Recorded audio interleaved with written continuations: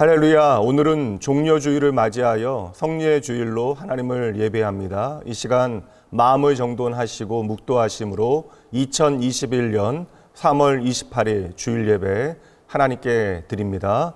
묵도합니다.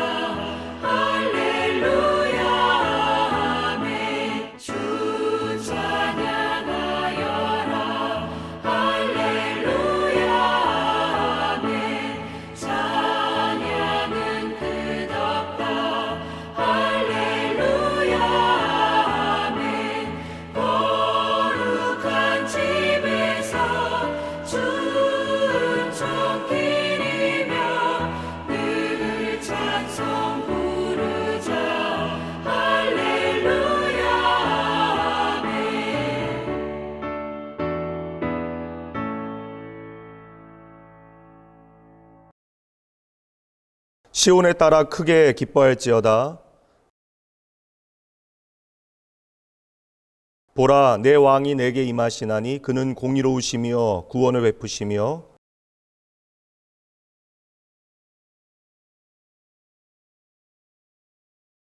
내가 에브라임의 병거와 예루살렘의 말을 끊겠고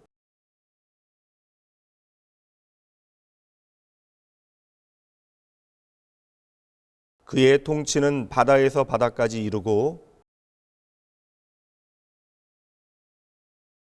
앞에서 가고 뒤에서 따르는 무리가 소리 높여 이르되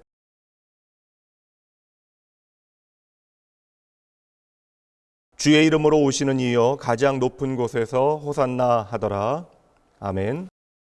전능하사 천지를 만드신 하나님 아버지를 내가 믿사오며 그 외아들 우리 주 예수 그리스도를 믿사오니 이는 성령으로 잉태하사 동정녀 마리아에게 나시고 본디오 빌라도에게 고난을 받으사 십자가에 못 박혀 죽으시고 장사한 지 사흘 만에 죽은 자 가운데서 다시 살아나시며 하늘에 오르사 전능하신 하나님 우편에 앉아 계시다가 저희로서 산자와 죽은 자를 심판하러 오시리라.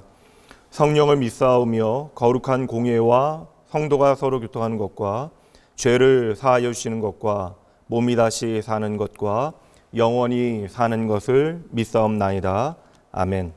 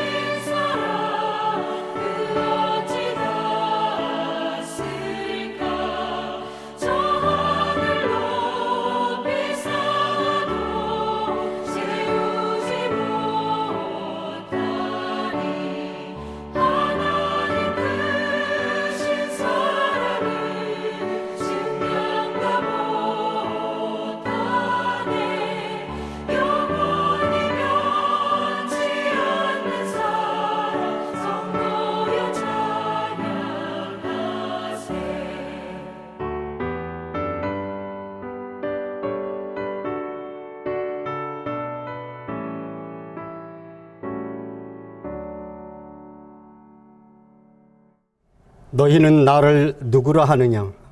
주는 그리스도시요 살아계신 하나님의 아들이시니이다. 이때로부터 예수 그리스도께서 말씀하셨습니다.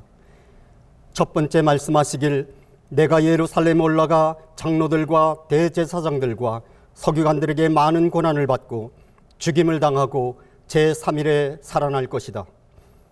주님께서 베드로, 야고보, 요한을 데리고 변화산에 오르사 그들 앞에서 변형되사 그 얼굴이 해같이 빛나며 옷이 빛과 같이 휘어지고 말할 때 호련히 빛난 구름이 그들을 덮으며 구름 속에서 소리가 나서 이르되 이는 내 사랑하는 아들이요 내 기뻐하는 자니 너희는 그의 말을 들으라. 두 번째 말씀하시길 인자가 장차 사람들의 손에 넘겨져 죽임을 당하고 제3일에 살아날 것이다. 너희 생각에는 어떠냐? 만일 어떤 사람이 양 100마리가 있는데 그 중에 하나가 길을 잃었으면 그 99마리를 산에 두고 가서 길 잃은 양을 찾지 않겠느냐? 두세 사람이 내 이름으로 모인 곳에는 나로 그들 중에 있느니라. 너희가 각각 마음으로부터 형제를 용서하지 아니하면 나의 하늘 아버지께서도 너희에게 이와 같이 하시리라. 예수 그리스도께서 이 말씀을 마치시고 갈릴리를 떠나 요단강 건너 유대 지경에 이르시고 예루살렘으로 올라가실 때에 12 제자를 따로 데리시고 길에서 세 번째 이르시되 보라 우리가 예루살렘으로 올라가 인자가 대제사장들과 서기관들에게 넘겨짐에 그들이 죽이기로 결의하고 이방인들에게 넘겨주어 인자를 조롱하며 책찍질하며 십자가에 못 박게 할 것이나 제3일에 살아나리라. 우리의 죄를 대속하기 위하여 고난을 받으시고 십자가에 죽으시고 우리의 의롭다함을 위하여 부활하신 주님 감사합니다. 오직 하나님 아버지의 은혜로 구원받은 주의 백성들이 지금 이 시간 예배를 드립니다. 감사합니다. 목사님을 통하여 말씀을 선포하게 하시고 주의 백성들이 그 말씀을 듣고 간직하여 주님의 때를 준비하게 하옵소서. 또한 이 시대를 통하여 주님 오심을 바라보게 하옵소서. 이 시간의 말씀으로 우리의 마음을 가득 채우시고 성령의 능력으로 우리를 붙잡으시고 우리와 우리의 공동체 안에서 주님이 은혜가 이 땅과 세계 민족 위에 흘러넘치게 하옵소서. 우리를 사랑하사 고난받으시고 십자가에 죽으시고 부활하신 우리 주 예수 그리스도의 이름으로 기도하옵나이다.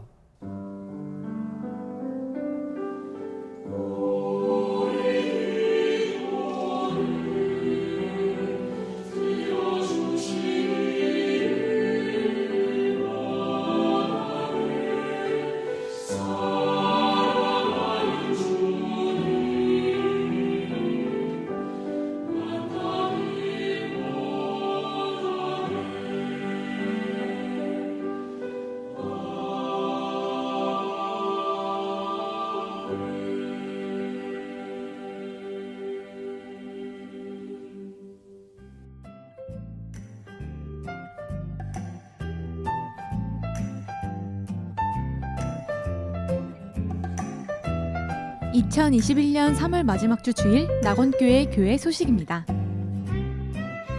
할렐루야! 오늘 주일 현장 예배와 온라인 예배로 함께 하신 여러분 모두를 주님의 이름으로 환영합니다. 오늘은 성례주일로 지킵니다. 학습, 세례, 입도 예식이 2부 예배에 있고 1부, 2부, 3부 예배에 성찬식이 있습니다. 나누어 드린 멸균 장갑은 성찬이 진행될 때 개봉하여 착용하시고 성찬에 참여하시면 됩니다. 내일부터 한 주간 고난주간입니다. 주님의 십자가 은혜를 묵상하고 하나님의 은혜를 회복할 수 있는 더할 수 없이 좋은 시간입니다. 특별히 이 한 주간 새벽 기도나 복음서 말씀 묵상 혹은 경건한 금식을 통해서 예수의 십자가를 내 삶의 복음의 메시지로 담아내시길 바랍니다. 이번 주 고난주간 금요 예배가 저녁 8시에 있습니다. 4월의 첫 주 토요일 무지개 가족 새벽 예배는 드리지 않습니다. 다음 주 주일은 부활주일이며 낙원교회 설립 40주년 감사 예배를 드립니다. 부활절과 교회 설립 40주년을 맞이하여 위기가정 40가정에 부활절 소망상자를 보내려고 합니다. 가정이나 개인별로 동참하실 수 있습니다. 헌금 봉투에 부활절 소망상자로 적어서 헌금해 주세요. 2021년 첫 번째 성경 아카데미 신청을 받습니다. 성경 아카데미는 4월 17일 토요일부터 시작하며 과목과 자세한 내용은 카카오톡 채널과 교회 1층에서 확인하실 수 있습니다. 2021년 첫 번째 설교 주제 걱정 말아요 그대여 란 주제로 말씀이 선포됩니다.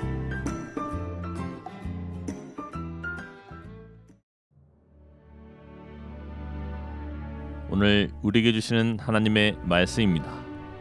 고린도전서 15장 54절 말씀입니다.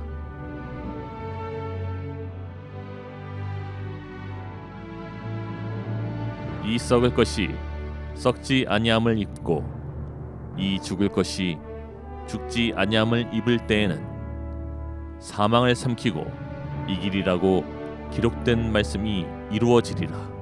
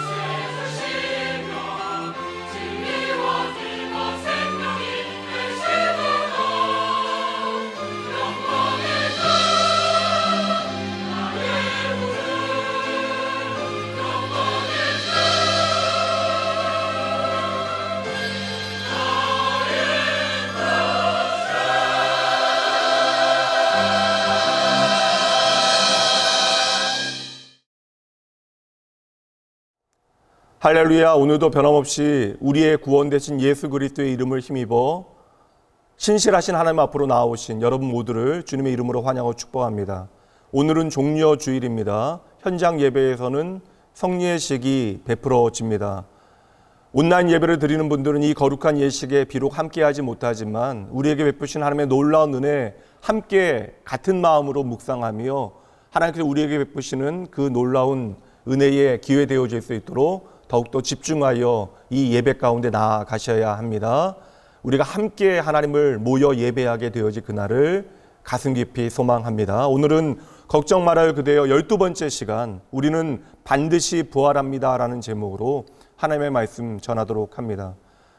종종 병원에서 임종 예배를 집례하게 되어질 때가 있습니다. 예전에 한 성도님께서 오랜 투병 생활의 막바지에 이르러 임종이 가까워지자 아내 되시는 집사님의 연락을 받고 병원으로 가게 되어졌습니다. 불과 1년 전에 예수를 구주로 영접하여 그 마음에 평안을 얻었으나 이미 깊어진 병을 극복하지 못하고 마지막 순간을 맞이하신 것이죠. 마지막 예배를 청하는 남은 자들, 그 사랑하는 가족들의 마음을 너무나 잘 알기에 급히 달려갔건만 병원에 도달했을 때 이미 세상을 떠나셨습니다. 방금 전 곁을 떠나간 아버지의 죽음 그리고 사랑하는 남편의 죽음 앞에 그를 사랑하는 가족들은 깊은 슬픔에 고개를 떨구고 눈물을 흘리고 있었습니다. 죽음의 문제는 결코 가벼운 문제가 아닙니다. 예전에 제가 아주 어릴 적 시골에서 농사를 지으시던 할아버지 댁에 방문하게 되어지면 그 집에서 너무나 귀하게 여기셨던 것이 소였어요. 그런데 어느 날 소가 밤새도록 울고 또 우는 것입니다. 나중에 듣고 보니까 할아버지께서 송아지를 내다 파셨는데 자기 새끼를 잃은 어미소가 밤새도록 울고 또 울었던 것입니다. 하물며 소도 새끼를 잃고 밤새 울게 되어지는데 사랑하는 가족의 죽음은 남은 자들에게 충격이 되어지는 사건이고 더불어 어떠한 경우에는 삶을 송두리째 흔들어 놓기도 하는 것이죠. 병실에 누워 있었던 고인은 어느새 영안실로 그 시신이 안치되어지고 사망 진단서는 발급되어지고 그렇게 장례는 준비되어집니다. 이것이 바로 죽음의 현장입니다. 호흡이 멎게 되어지고 심장 소리가 멈추게 되어지는 순간 죽음이라고 불리어지는 바로 이 순간이 한 개인의 마지막 순간이 되어지는 것이죠. 그래서 모든 사람들은 죽음이 바로 끝이라고 마지막이라고 이야기합니다. 마지막 호흡이 그치고 허파가 비워지고 피가 흐르지 않게 되어지면 그때로부터 그 몸은 부패하기 시작하고 분해되어져 가는 것이죠. 죽음은 그렇게 끝이 나는 시간, 남은 자는 슬퍼하고 죽은 자의 평판과 삶의 흔적은 여전히 남아있지만 그 죽음의 순간이 지나게 되어지면 그 죽음 이후 내 자신은 그곳에 더 이상 남지 못하게 되는 것입니다. 여러분, 이처럼 죽음이 끝이라고 믿기 때문에 모든 사람들이 두려워하는 것이고 나는 죽음이 두렵지 않다라고 말하는 사람조차도 단지 그 죽음을 오늘 외면하고 있는 것뿐입니다. 다음 주일이 바로 부활주일입니다. 그리고 우리는 여전히 고난의 현장에서 그 부활을 맞이하고 있어요. 도리어 이 고난의 현장이 그리고 이 고난의 현장을 통하여 우리가 부활주일을 맞이하게 되어지는 것이 우리에게 더 깊은 은혜의 기회가 되어져야 할 것입니다. 로마에서 목회를 하시는 한 선배 목사님께서는 작년 예수 그리스도의 부활을 더욱더 깊이 묵상하는 고난주간을 보내셨다라고 간증하셨는데 한국에서 모신 노모께서 고난주간에 코로나로 갑작스럽게 소천하셨기 때문입니다. 오늘 우리는 부활주일을 앞두고 성찬에 참여하려 합니다. 여러분, 부활이라고 하는 것은 예수님의 죽음이라고 하는 현실을 지나서 우리에게 주어지는 기쁨이 되어지는 것이죠. 그러므로 오늘 비록 온라인으로 예배하는 여러분들, 하나님의 거룩하신 예식에 우리가 함께하지 못하지만 같은 마음으로 기도하며 하나님의 은혜를 사모하셔야 합니다. 오늘 이 시간에는 인간이 겪을 수밖에 없는 죽음의 깊은 슬픔에 과연 예수님께서 우리에게 어떻게 대답해 주시는지 말씀을 통하여 그 답을 찾아보도록 하죠. 성도 여러분, 세상은 분명 죽음이 끝이라고 우리에게 말하는데 그 죽음이 끝이라 말하는 세상 가운데 기독교의 진리는 놀라운 이야기를 전합니다. 그것이 바로 오늘 본문의 말씀입니다. 고린도전서 15장 54절, 사망을 삼키고 이기리라고 기록된 말씀이 이루어지리라. 사망을 삼키고 이기리라. 성경이 전하는 이 죽음에 대한 선언, 이 놀라운 아이디어에 우리가 주목해야 합니다. 우리는 이 진리가다에게 무덤은 더 이상 상실의 자리가 아니라 우리에게는 획득의 자리, 무엇인가를 새롭게 얻어내는 자리가 되어지는 것이에요. 예수 그리스도의 부활 때문에 우리는 텅 빈 무덤의 약속을 오늘도 확신할 수 있게 되어지는 것입니다.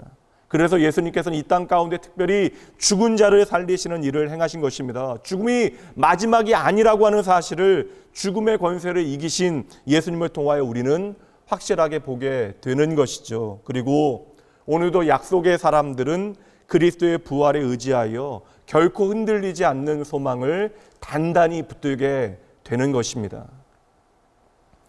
예수님의 부활은 모든 것을 변화시켰습니다. 그리고 성경은 그 부활의 현장을 우리에게 너무나 자세하게 보여주고 있어요. 금요일 주님께서 십자가에 달리신 후 일요일 아침이 되어졌습니다. 하늘은 여전히 어둑하고 제자들은 뿔뿔이 흩어졌죠. 대부분의 사람들은 그날 새벽에 아침 식사에 대하여 그리고 오늘 있을 일에 대하여 그저 생각하였지만 이제 그 누구도 십자가에서 죽은 예수님을 더 이상 생각하지 않았던 때입니다. 예수님은 이미 죽으셨고 무덤에 누이셨습니다. 그렇다면 여러분, 이제 정말 우리가 생각한 대로 모든 것은 끝이 난 것입니까? 아니잖아요.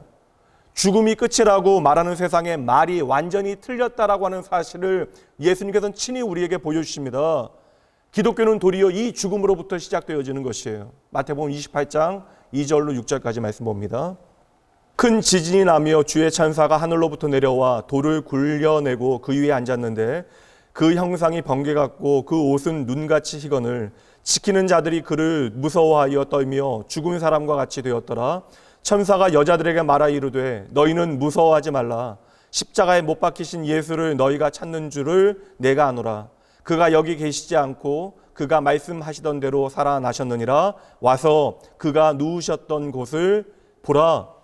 만약 성경 가운데 이 증언이 없다면, 그리고 예수님의 시신이 그 무덤 가운데 그저 썩어 먼지가 되었더라면 오늘 우리는 예배할 필요가 없었을 것이고 오늘 우리는 죽음 이후에 대하여 논할 필요가 없게 되어지는 것입니다. 그러나 모든 말씀은, 그리고 모든 약속은 그대로 다 온전히 이루어졌던 것이죠.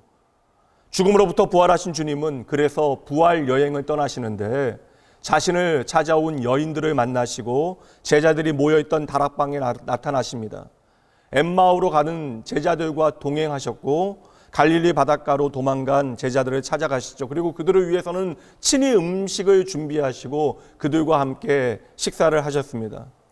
예수님께서는 40일간의 부활 여행을 통하여 제자들로 하여금 예수님의 부활을 확신하고 그 약속을 단단히 붙들게 하셨던 것입니다. 성도 여러분, 기억하셔야 합니다. 예수님의 부활은 저와 여러분의 부활의 가장 확실한 예고편이 되어지는 것이고 우리의 부활에 대한 하나님의 분명한 약속이 되는 것입니다. 고린도전서 15장 20절 말씀 보도록 하죠. 그러나 이제 그리스도께서 죽은 자 가운데서 다시 살아나사 잠자는 자들의 첫 열매가 되셨도다. 중요한 표현이에요. 죽은 자 가운데서 다시 살아나사 잠자는 자들의 첫 열매가 되셨도다. 여러분, 예수님의 부활은 결코 추상적인 것이 아닙니다. 말씀 그대로 죽은 자 가운데 부활하신 주님께서 저와 여러분의 첫 열매가 되어지셨대요. 첫사랑 첫날 밤 어떠한 단어들이 주는 이미지와 의미들이 있습니다. 그러한 이미지는 속해 있는 공동체의 문화와 관습에 따라 다를 것입니다. 예수님께서 부활하시어 잠자는 자들의 첫 열매가 되어지셨다 할 때 이스라엘은 그 첫 열매라고 하는 단어의 의미를 오늘 우리와는 달리 조금 더 깊이 받아들였을 것이 분명해요. 그 이스라엘 사람들에게 첫 열매라고 하는 것은 바로 하나님의 구원의 사건으로 연결되어지기 때문에 그러합니다. 하나님께서 그 먼 옛날 구약 시대에 애굽에서 이스라엘 백성들을 구원하실 때 파라오에게 결정타를 날리게 되어진 사건이 바로 10번째 재앙이었던 장자의 재앙이었죠. 출애굽기 4장 22절 말씀 봅니다. 너는 바로에게 이르기를 여호와의 말씀에 이스라엘은 내 아들 내 장자라. 내가 내게 이르기를 내 아들을 보내주어 나를 섬기게 하라 하여도 내가 보내주기를 거절하니 내가 내 아들 내 장자를 죽이리라 하셨다 하라 하시니라. 여기서 첫 열매, 장자라고 하는 단어, 장자는 첫 아들이죠. 이 단어는 같은 어원에서 파생되어진 단어입니다. 그래서 이스라엘 백성들에게 첫 열매라고 하는 것은 하나님의 구원과 해방을 의미하는 가슴 벅찬 단어가 되어집니다.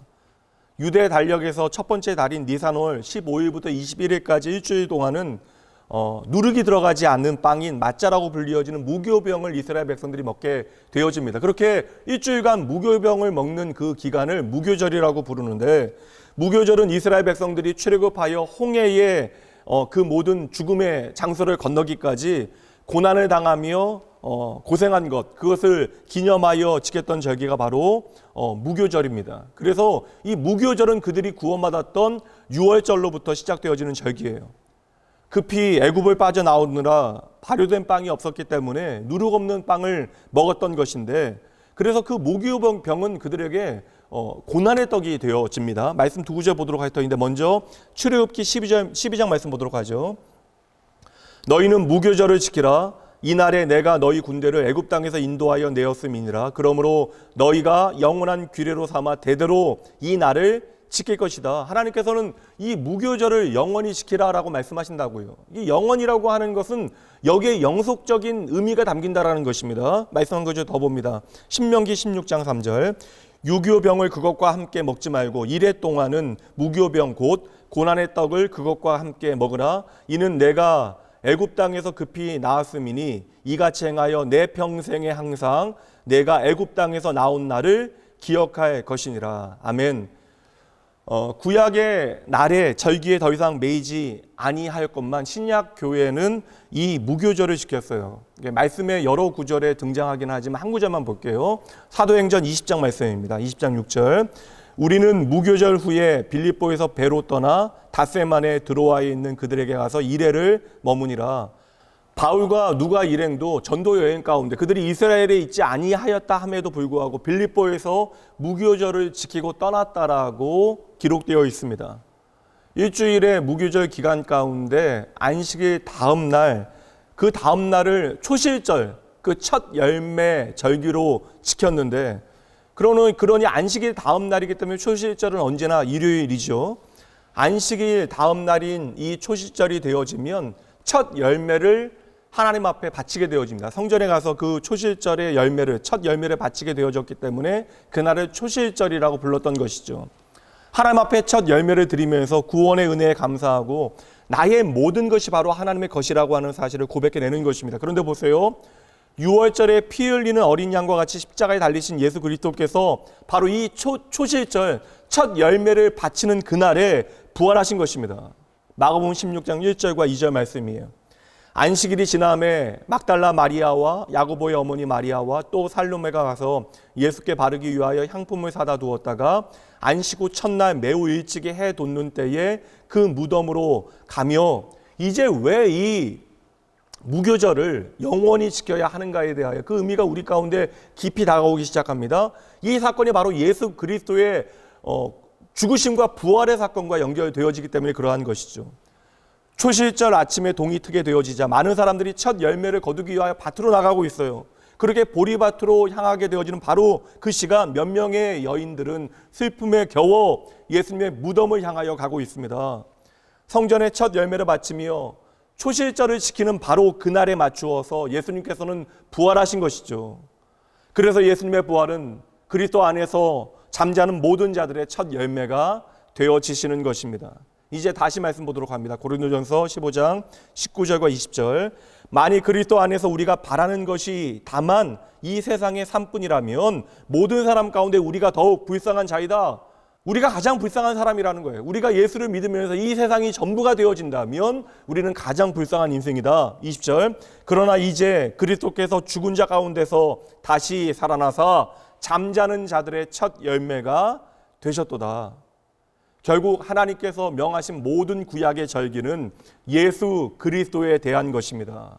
오늘 우리가 지키는 이 성리에도 바로 예수님께서 우리에게 명하신 절기예요. 그를 통하여 하나님의 구원의 은혜를 기억하라는 것입니다. 그러므로 여러분, 우리는 나를 영원히 지키는 것이 그 핵심이 아니라 이제 예수 그리스도께서 나의 부활의 첫 열매가 되어지셨다는 사실을 믿으라. 이것이 그 말씀의 핵심이 되어지는 것이죠. 하나님께서는 우연히 어쩔 수 없이 십자가라고 하는 구원의 방법을 고안해 내신 것이 아니라 저와 여러분 인류가 하나님을 떠나기로 작정하고 죄 가운데 살아가게 되어진 그 순간 그 이전으로부터 이미 예수 그리스도를 부활의 첫 열매로 하나님께서는 삼으신 것입니다. 그래서 여러분, 성경 전체는 다 저와 여러분을 향한 하나님의 약속인 거예요. 구약도 하나님의 약속, 신약도 하나님의 약속, 옛 약속, 새로운 약속, 이 모든 약속은 바로 예수 그리스도를 통하여 성취되어지는 것입니다. 아직 출애굽이나 유월절, 초실절 그러한 것들 잘 모르는 분들 계실 터이니 좀 더 실제적으로 쉽게 설명을 해볼게요.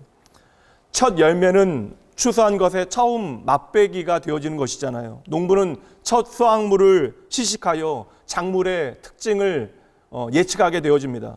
우리의 부활도 마찬가지예요. 예수 그리스도의 부활을 우리가 맛보게 되어지므로 우리의 부활이 어떠한지를 예측할 수 있게 되어지는 것입니다.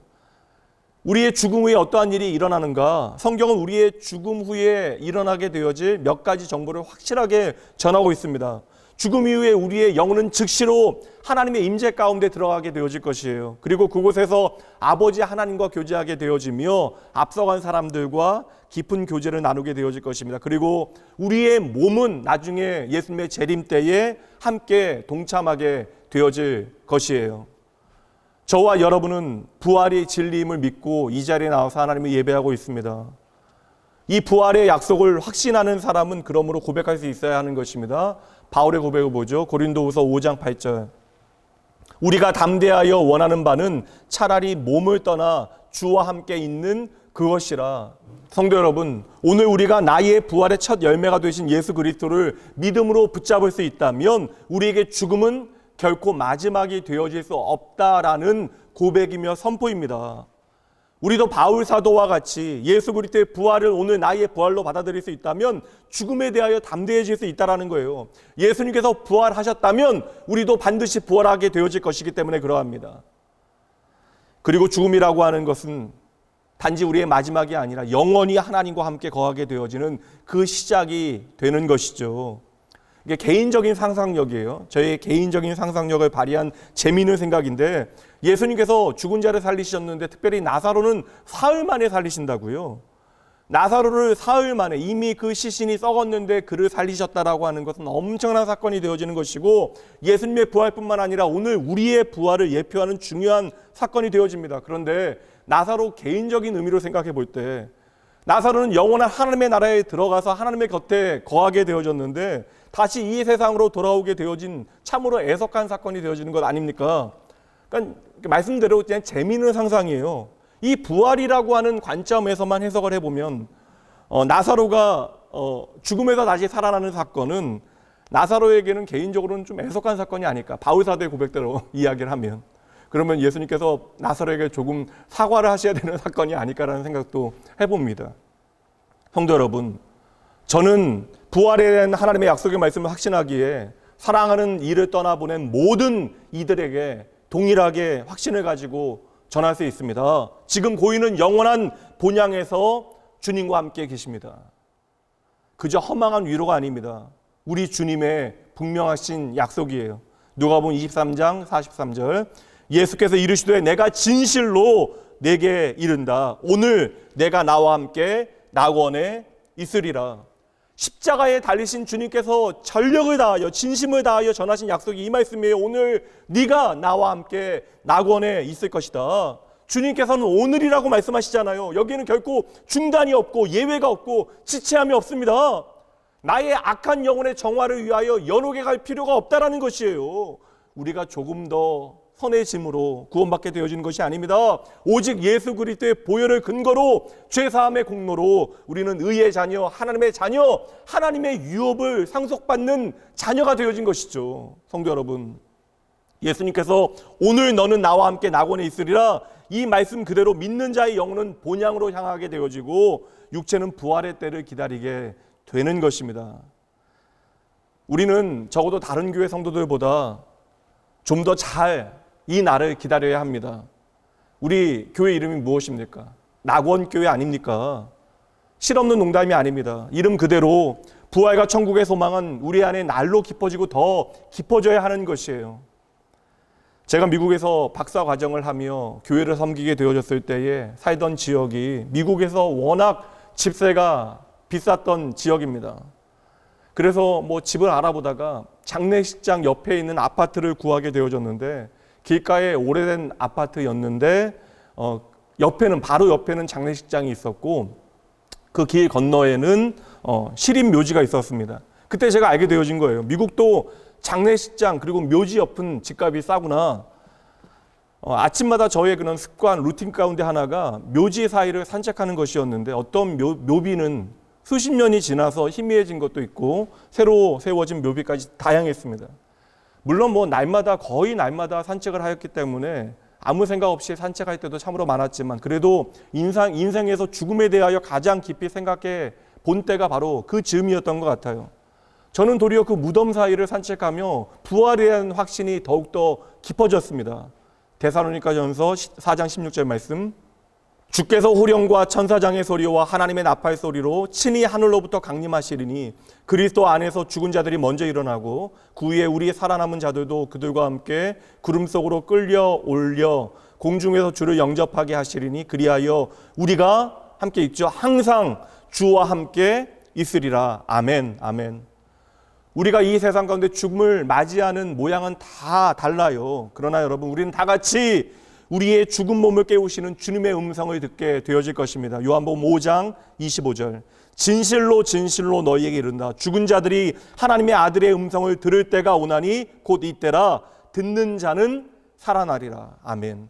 이어지는 28절과 29절 말씀 봅니다. 이를 놀랍게 여기지 말라. 무덤 속에 있는 자가 다 그의 음성을 들을 때가 오나니 선한 일을 행한 자는 생명의 부활로, 악한 일을 행한 자는 심판의 부활로 나오리라. 아멘. 그날에 저와 여러분을 창조하신 분께서 우리 모두를 다 부르실 것이래요. 예레미야 31장 10절 말씀 하나 더 봅니다.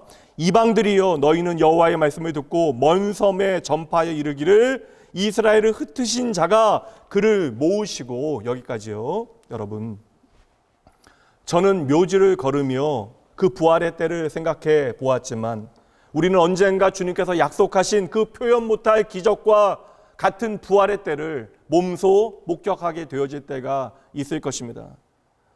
그날에 우리가 어떠한 모양으로 부활하게 되어질까 여러분 궁금해할 필요가 없어요. 장사한 지 오래되어 시신이 부패했고 일부는 흙이 되었건 말건, 혹 질병과 장애로 나의 육신이 황폐하여졌건, 혹 화장하여 흩뿌려졌다 할지라도 상관이 없대요. 부활의 때에 대한 바울의 대답을 들어봅니다. 고린도전서 15장 42절부터 44절까지 말씀.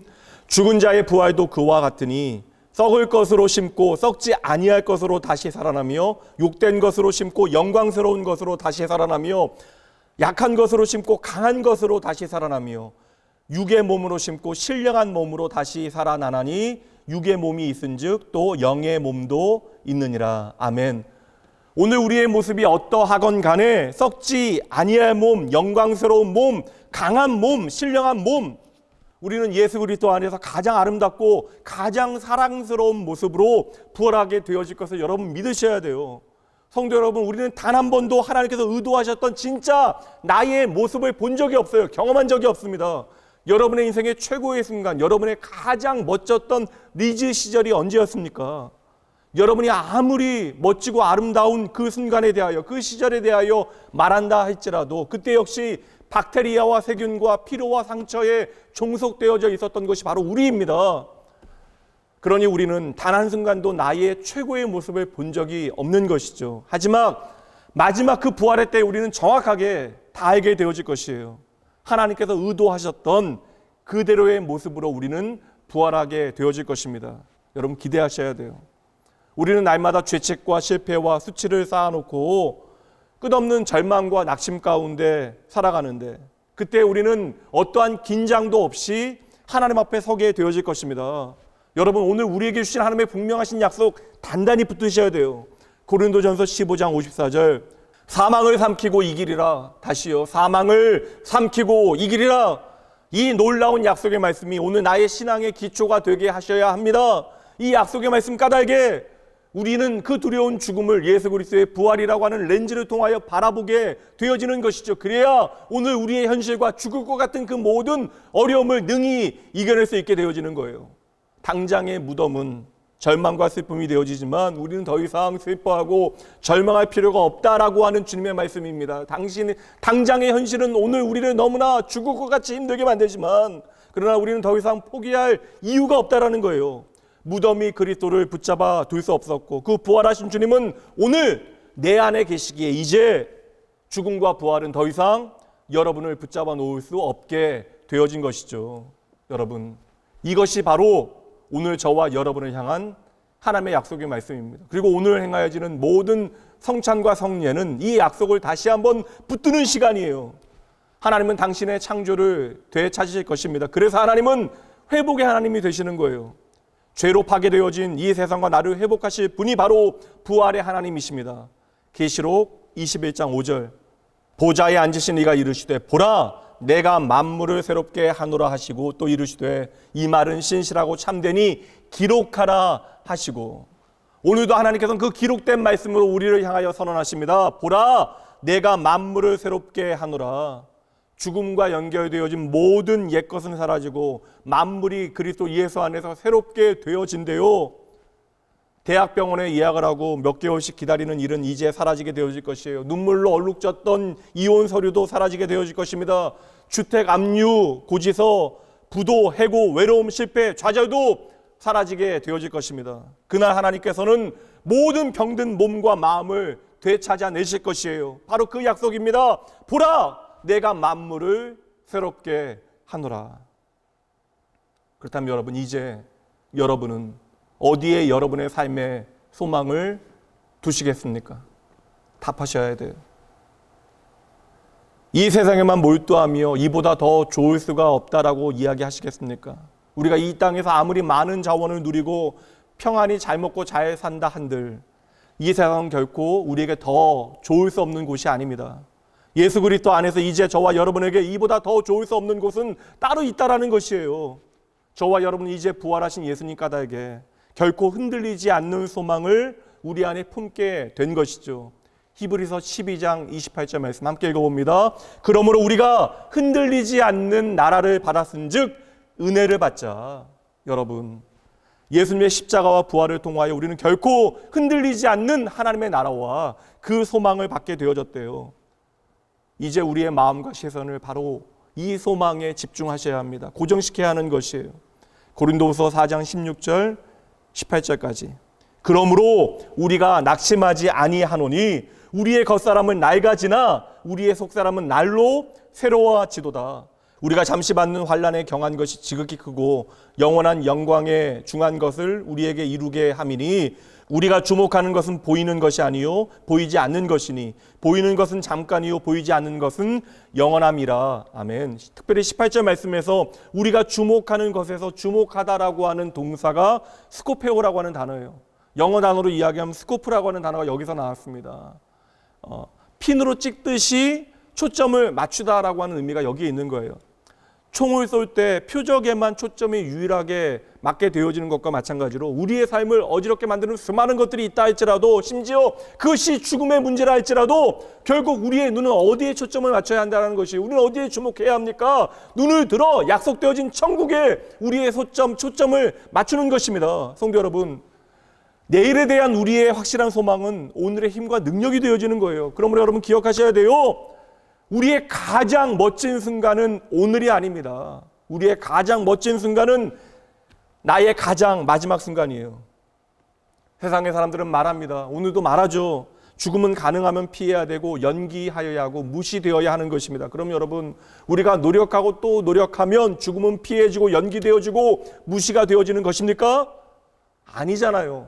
그러나 그들에게 없는 것이 오늘 우리에게 있대요. 따라해 보시죠. 나는 살아계신 하나님의 약속이 있다. 다시 한번요. 나는 살아계신 하나님의 약속이 있다. 여러분, 이 약속의 말씀을 단단히 붙잡을 수만 있다면 오늘 말씀처럼 여러분은 사망을 삼키고 이기게 되어질 것입니다. 여러분, 왜 예수님께서 죽음 가운데 부활하셨습니까? 당신의 권세와 능력이 그렇게 크다라는 사실을 우리에게 증명하시는 거예요. 하나님은 당신의 능력을 우리에게 증명하실 필요가 없어요. 만약에 예수님께서 당신의 능력을 보이시기 위함이었다면 당신께서 죽음을 경험하실 필요가 없는 것입니다. 하나님께 죽음이라니요, 당치 않은 말이잖아요. 그렇다면 예수님께서 죽으시고 부활하신 이유는 단 하나, 오늘도 길을 잃고 사망의 권세에 매여 있는 저와 여러분에게 길이 되어 주시기 위하여 예수님은 이 땅에 오시고 죽으시고 부활하신 것입니다. 여러분 믿으셔야 돼요. 그러므로 부활하신 주님은 내가 사망의 음침한 골짜기에서 헤매고 있을 그때에 나에게 길이 되어 주시고 친히 내 삶을 인도해 주실 것입니다. 아멘. 오늘은 여기서 말씀을 정리하도록 하죠. 예전에 브라질 도시빈민 의료 선교팀에 현지 코디네이터 목회자로 참여하게 되어졌을 때 한 장로님으로부터 장례에 대한 재미있는 아이디어 하나를 듣게 되어졌습니다. 자신이 죽게 되어지고 묘를 이제 만들고 묘비를 세우게 되어지면 그 묘비에 눈에 잘 띄는 버튼 하나를 달아 놓으시겠대. 그래서 자손들이나 나를 찾는 사람들에게, 그리고 지나가는 사람들도 그것이 신기해서 누를 때마다 그들에게 자신의 목소리를 듣게 하겠다라는 거예요. 그러니까 버튼을 누르기만 하면 자신의 음성이 재생되어지도록 그렇게 만드시겠다라는 것인데, 죽어서도 내가 살아가는 사람들에게 당부하고 싶은 것이 있으셨던 것이죠. 그 내용을 간단하게 요약하면 이러한 내용이에요. 예수님은 부활이요 생명입니다. 예수님 잘 믿고 우리가 기쁨으로 다시 만납시다. 오늘 하나님의 약속의 말씀, 사망을 삼키고 이기리라 라고 하는 약속을 단단하게 붙잡은 제가 듣게 되어졌던 어떠한 죽음 준비보다도 참으로 멋진 죽음 준비였습니다. 여러분, 어제나 오늘이나 하나님의 약속은 우리의 분명한 생명줄이에요.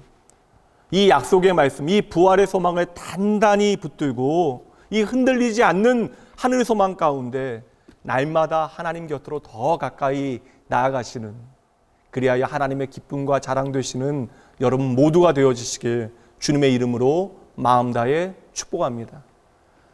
이 시간 잠시 여러분 한 마음으로 기도하기 원합니다. 여러분이 있는 그 자리에서 여러분 이 시간 기도하세요. 오직 내 안에 사시는 나의 구원자 되신 예수 그리스도의 이름으로 기도하시면 돼요. 그 예수의 이름만이 나의 변치 않는 유일한 소망임을 이 시간 인정하며 고백하시며 기도하시면 됩니다. 특별히 이번 한 주 예수님의 십자가를 깊이 묵상하셔야 해요. 십자가를 송가해야 예수님의 부활이 나의 죽음을 이기는 능력이 되어지는 것입니다. 십자가가 내 안에 깊어지면 깊어질수록 예수님의 부활이 내 삶을 움직이는 실제하는 능력이 되어지는 것이죠. 이 시간 함께 기도하시죠. 나의 시선을 주님께만 고정하고 주님의 귀한 말씀에 집중할 수 있도록 주여 나를 도와주시옵소서. 승리의 십자가를 통하여 고난과 고통과 오늘 실패처럼 보이는 모든 일들을 다시 믿음으로 바라보고 해석하게 하여 주시옵소서. 마지막으로 흔들리는 세상 가운데 흔들리지 아니하는 소망 되신 예수님 단단히 붙들고 사망을 이기고 이기리라 하신 말씀대로 믿음으로 승리하며 살게 하여 주시옵소서. 이 시간 우리의 유일한 소망 되신 예수 그리스도 붙들고 간절히 기도하기 기도합니다. 구원하신 영원한 그 사랑, 그 신분이 날 붙드시네. 주어진 내 삶이 작게만 보여도 선하신 주 나를 이끄신 번에 중심을 보시는 주님만 따르네. 날 택하신 주만 의지해. 보이는 상황에 무너질지라도 예수 능력이 나를 붙드네. 보이지 않아도 주님만 따르네.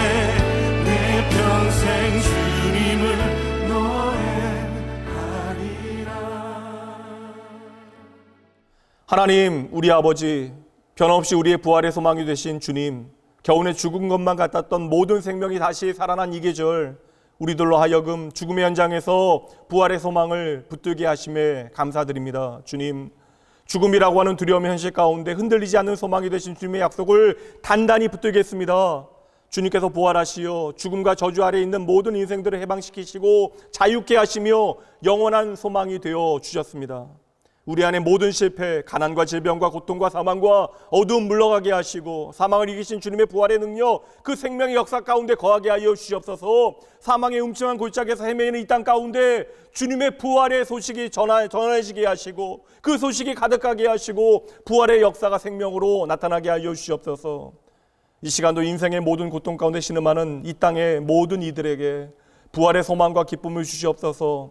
저희들 예수 그리스도의 고난과 죽으심을 깊이 묵상하여 부활의 소식을 소망하게 하시고 그 부활의 소식을 전하게 하시되 주님 다시 오실 그날까지 주의 심장 가지고 이 구원의 놀라운 소식, 기쁜 소식 전하게 하시옵소서. 새로운 한 주 변함없이 하나님의 은혜 붙들고 십자가를 묵상하고 부활을 소망하겠습니다. 주의 놀라운 은혜에 합당한 믿음의 삶을 잘 살아내겠습니다. 저희들의 작은 섬김을 통하여 예수의 생명을 전하고 드러내겠습니다. 모든 영광 하나님 앞에 돌리게 하시고 나의 나된 것이 하나님의 은혜임을 날마다 마음 다하여 고백하고 인정하게 하여 주시옵소서. 사망 권세 이기시고 부활하신 예수 그리스도 그 아름다운 이름으로 간절히 기도합니다. 아멘.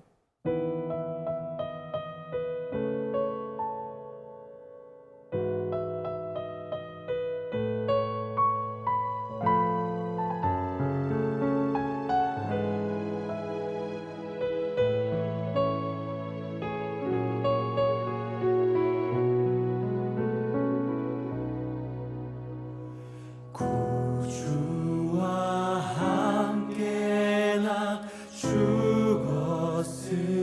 죽었으니 구주와 함께 나 살았도다. 영광의 그날에 이르도록 언제나 주만 바라봅니다.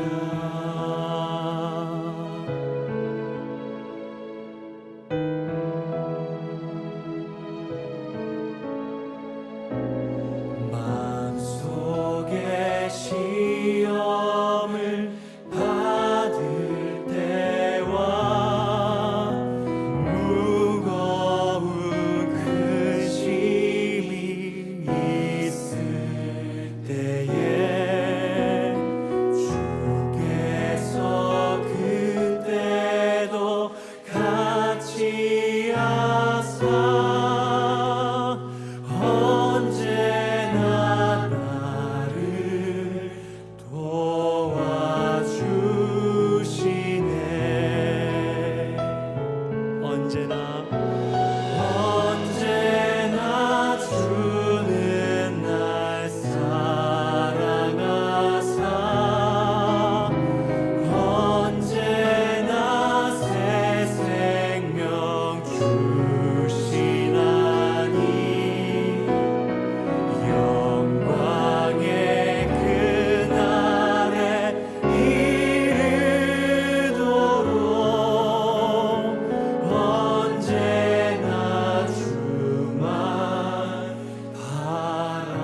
바라봅니다. 하나님 아버지, 이 모든 것이 하나님의 은혜임을 고백합니다. 이 시간 하나님의 영이신 성령 하나님께서 우리와 함께 하심을 믿기에 오직 주의 이름을 부르는 자와 함께 하시는 주님만을 의지하며 날마다 하나님 앞에서 살아가게 하시는 주님만을 찬양합니다. 주님, 이 시간 주님의 그 말할 수 없는 은혜와 사랑에 대한 감사함으로 우리의 마음과 삶이 담긴 고백을 이 헌금에 담아 주님께 올려드립니다.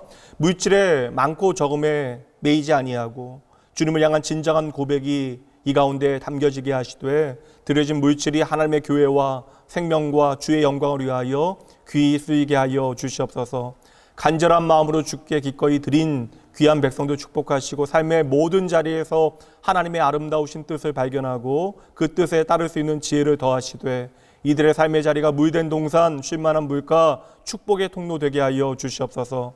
이 시간 머리 숙인 모든 주의 백성들 축복하시되 다시금 내 삶의 이유를 예수 그리스도 안에서 찾아내는 모든 이들을 눈여겨 바라봐 주시는 내 삶의 참된 구원자 되신 부활되신 예수님 이름으로 축복하며 간절히 기도합니다. 아멘. 평화 하나님의 평강이 당신의 삶에 넘쳐나기를. 평화 하나님의 평강이 당신의 삶에 가득하기를 축복합니다. 이제는 우리 주 예수 그리스도의 은혜와 하나님의 사랑하심과 성령 하나님의 함께하심이 기쁠 때나 슬플 때, 고통 중에서나 피곤하고 낭망할 그때에도 죽음을 이기신 부활의 주님께로만 나의 시선 단단히 맞추고 주 안에서 참 소망을 삶으로 살아내기로 결단하는 모든 주의 백성들이 위해 그들의 가정과 직장과 일터와 사랑하는 자녀들과 모든 삶의 자리 가운데 이 시간에도 주의 긍휼과 사랑을 간절히 갈망하는 모든 영혼들 위해 지금으로부터 영원까지 함께 있을지어다. 아멘. 이 시간 여러분 다시 한번 기도하시죠. 예수 그리스도를 통하여 우리에게 주신 하나님의 말씀 기억하시고 예수님의 십자가의 복음을 내가 확신하며 나를 위하여 죽으시고 그 죽음의 권세를 파하신 주님 여러분 바라보셔야 합니다. 그 주님 바라보며 세상은 결코 누릴 수 없는 평안과 하늘의 능력을 살아내기로 다시 한번 하나님 앞에 결단하며 기도하시기 바랍니다.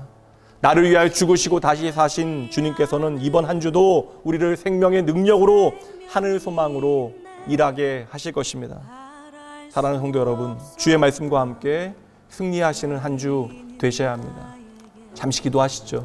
생명의 주님 자신을 주셨네.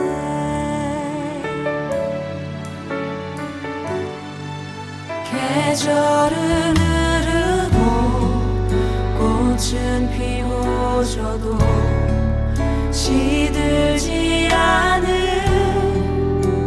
생명이 있네.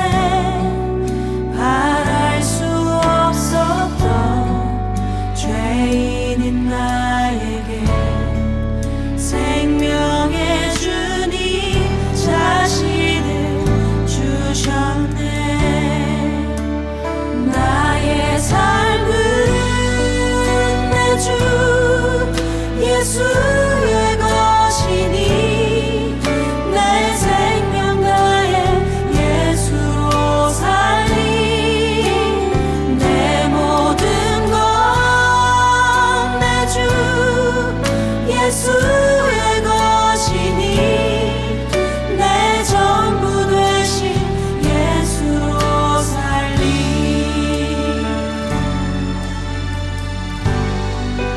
바람이 스치듯 삶은 지나가도 꺼지지 않은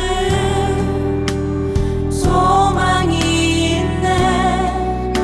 그 길을 떠나서 헤매는 자들이 주를 찾도록 나 살길 원하네.